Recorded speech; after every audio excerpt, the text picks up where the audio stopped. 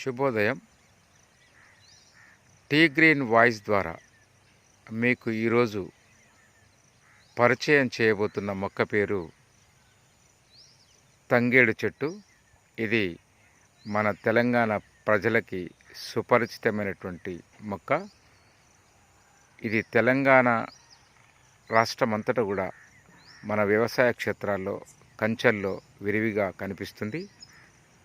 దీని పుష్పాలని, దీని యొక్క ఆకులని మనము తెలంగాణ ఆడపడుచులు జరుపుకునేటువంటి బతుకమ్మ పండుగ, బతుకమ్మను పేర్చడానికి ఉపయోగిస్తాము.